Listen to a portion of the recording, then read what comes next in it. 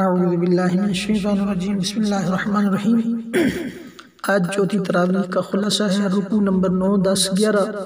اس رکوع میں کفار کی آرزوؤں کا ذکر ہے۔ اللہ تبارک و تعالیٰ فرما رہے ہیں کہ کفار تم کو اپنے جیسا بنانا چاہتے ہیں، ان کو دوست نہ بناؤ۔ اگر وہ صلح صفائی کے ساتھ رہیں تو تم بھی امن سے رہو، اگر شرارت کریں تو میدان عمل میں نکلو اور ان کو سزا دو۔ یعنی اس میں کفار کے ساتھ دوستی سے منع کیا۔ ہاں، اگر وہ صلح صفائی کے ساتھ رہتے ہیں تو تم بھی ان کے ساتھ امن سے رہو۔ اور اس کے بعد قتل عمد سے منع فرمایا کہ جان بوجھ کر کسی کو جو قتل کرے گا اس کا ٹھکانہ جہنم ہے اور ہمیشہ ہمیشہ اس میں رہے گا۔ رکوع نمبر 12 میں بتایا کہ اسلام کا اہم ترین رکن نماز ہے، جس کے ترک کرنے والے کو کافر قرار دیا گیا ہے، اور ساتھ جہاد کی اہمیت کے پیش نظر اس میں تخفیف کر دی گئی، اس کے احکام میں کچھ ہلکا پن پیدا کر دیا تاکہ لوگوں کے لیے آسانیاں ہوں۔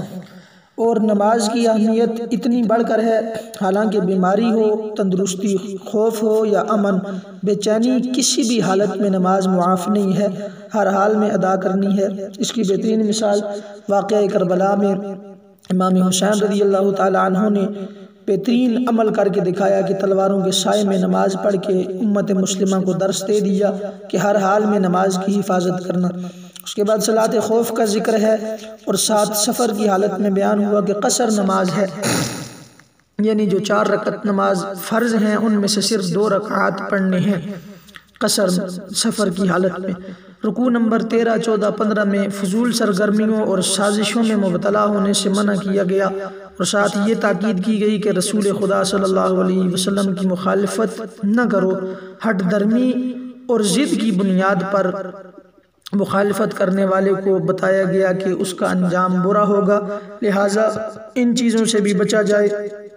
ساتھ یہ بتایا گیا کہ ہر شرک ناقابل معافی جرم ہے، جو بھی جس اعتبار سے اللہ کی ذات کے ساتھ کسی کو شریک کرے گا اس کا جرم معاف نہیں ہوگا۔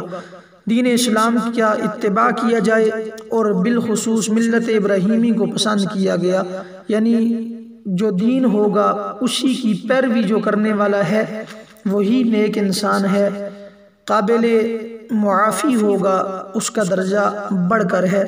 رکوع نمبر 16، 17 میں بتایا معاشرتی زندگی کے بعض پہلوؤں کے بارے میں، اور ازدواجی زندگی کا بھی ذکر فرمایا اور ساتھ یہ بھی بتایا کہ عورتوں کے ساتھ نرمی کا سلوک کرو اور ان کے حقوق کا خیال رکھو، یعنی عورتوں کے جو حقوق ہیں ان کو پامال نہ کرو۔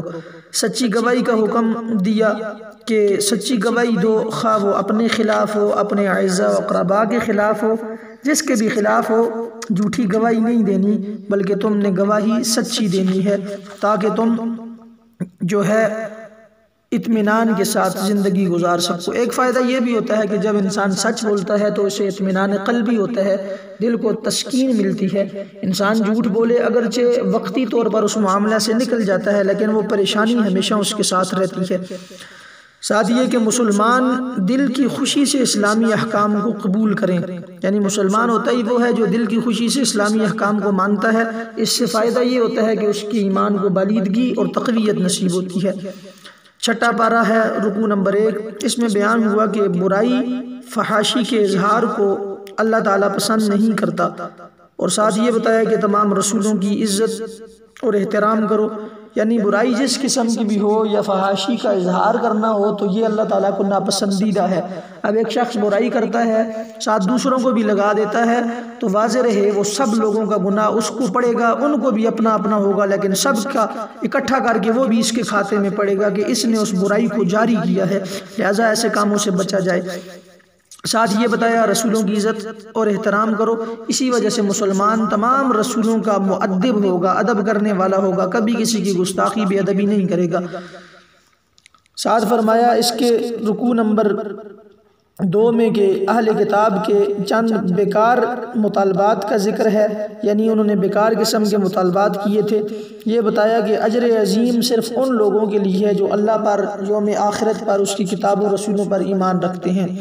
اگلے رکوع میں فرمایا 3، 4 میں کہ نزول وحی جو رسول اللہ صلی اللہ علیہ وسلم پر ہوتی ہے وہ اللہ کی جانب سے ہے، اس میں کوئی شک نہیں ہے۔ تمام لوگوں کو ایمان لانے کی دعوت بھی ہے، اور ساتھ حضرت عیسیٰ علیہ السلام کی عبودیت کا اقرار کہ انہوں نے اپنا بندہ ہونے کا اقرار کیا تھا۔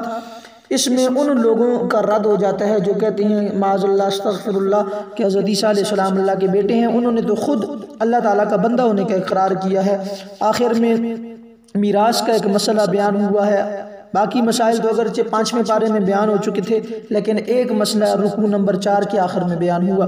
اس کے بعد سورہ مائدہ ہے رکوع نمبر 5، اس میں وعدہ کو پورا کرنے کا حکم دیا۔ وعدے دو طرح کے ہوتے ہیں، ایک اللہ تعالیٰ کے ساتھ اور دوسرا بندوں کے ساتھ، دونوں وعدے پورے کیے جائیں، خواہ وہ اللہ کے ساتھ ہو یا بندوں کے ساتھ ہو، ان کی خلاف ورزی نہ کی جائے۔ ساتھ حلال حرام کا بیان ہوا، حرام چیزوں کے بارے میں واضح احکام دیے گئے، اور یہ بتایا گیا کہ دین اسلام جو ہے یہ مکمل اور جامع دین ہے، اس جیسا کوئی دین نہیں ہے۔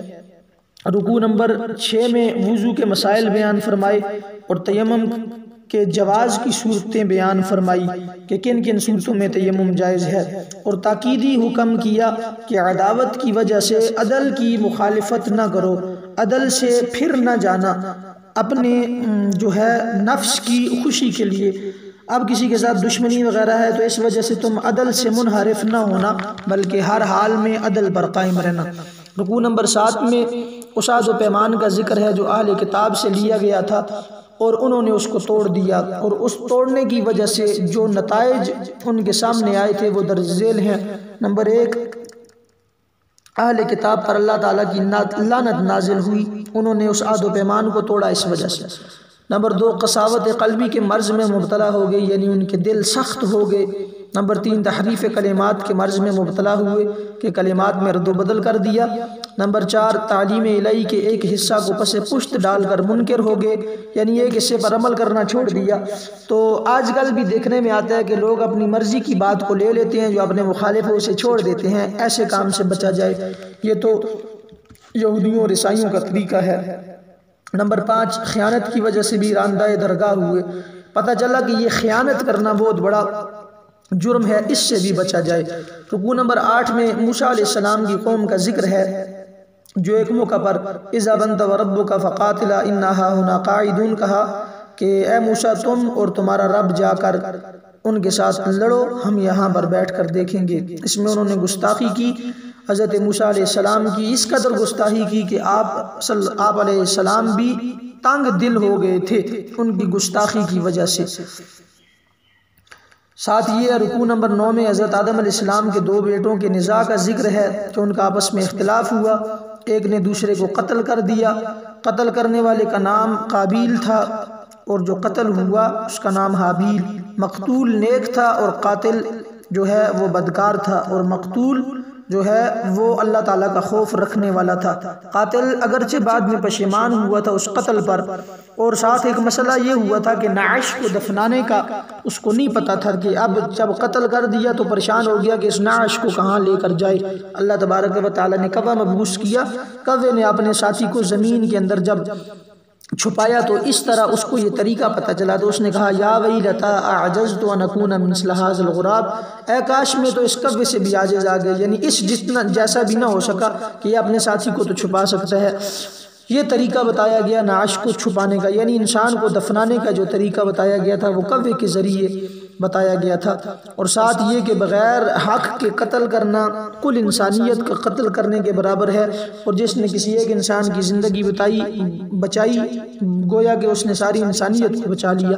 اس کے بعد رکوع نمبر 10-11 میں فرمایا قرب خدا تلاش کرو اور وابتغوا الیہ الوسیلہ، اللہ تعالیٰ کی جانب وسیلہ تلاش کرو۔ پتہ چلا کہ اللہ تعالیٰ کی ذات تک پہنچنے کے لیے ہمیں بیچ میں کسی رابطہ اور وسیلہ کی ضرورت ہے، اور وہ حضور صلی اللہ علیہ وآلہ وسلم کی ذات ہے۔ اس سے یہ بھی پتہ چلتا ہے کہ ہم اہل سنت کا جو عقیدہ ہے ہر بات میں حضور علیہ السلام کو وسیلہ بناتے ہیں، دعاؤں میں، مناجات میں، تو یہ ہمارا عقیدہ بالکل قرآن مجید کے عین مطابق ہے، اور روایات میں بھی اس طرح کی روایتیں ملتی ہیں۔ اس کے بعد ساتھ جہاد اور تقوی کا حکم دیا کہ جہاد بھی کرنا ہے اور متقی بھی رہنا ہے۔ ساتھ یہ فرمایا کہ کفار عذاب خدا سے محفوظ نہیں ہو سکتے۔ چور کی سزا کی تعیین کی گئی کہ جو چوری کرے گا اس کی کیا سزا ہوگی۔ آپ صلی اللہ علیہ وسلم کفار کی اندیشہ دوانیوں سے متفکر ہوئے تو اللہ تبارک و تعالیٰ نے فرمایا آپ فکر نہ کریں۔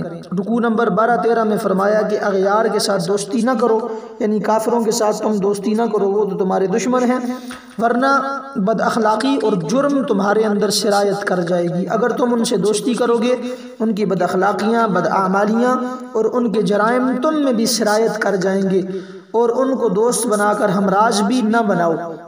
اس چیز کی سخت ممانعت ہے کہ کفار کو دوست بنایا جائے۔ اب رکوع نمبر 14 آخری رکوع ہے اس میں فرمایا اے محبوب صلی اللہ علیہ وسلم، جو اللہ تعالیٰ کی جانب سے احکام نازل ہوتے ہیں آپ ان کو اسی طرح بیان کریں، اس کی معمولی بھی بات کو کسی خوف کی وجہ سے نہ چھپائیں۔ اب یہ تو بظاہر حضور علیہ السلام کو حکم ہے، لیکن در پردہ امت مصطفیٰ کو حکم ہے، کیونکہ نبی تو ہوتا ہی وہ ہے جو کوئی بات چھپاتا نہیں ہے۔ من جانب اللہ، جو بات ہو اسے بغیر کسی ڈر اور جھجک کے کہہ دیتا ہے۔ جو اللہ کے نیک لوگ یا اللہ کے نبی ہوتے ہیں وہ اللہ کے علاوہ کسی اور سے نہیں ڈرتے۔ ساتھ فرمایا اللہ آپ کو لوگوں سے محفوظ رکھے گا، یعنی جو بھی دین کی پیروی کرے گا یا احیاء دین کرے گا یا اشاعت دین کرے گا تو اس کی حفاظت اللہ تبارک و تعالی خود فرمائے گا۔ یہ تھا مختصر سا خلاصہ چوتھی تراویح کا۔ اللہ تبارک و تعالی سے دعا ہے کہ اللہ تعالی ہمیں صحیح معنوں میں قرآن مجید کو سمجھنے کی توفیق عطا فرمائے۔ وآخر دعوانا الحمدللہ رب العالمین۔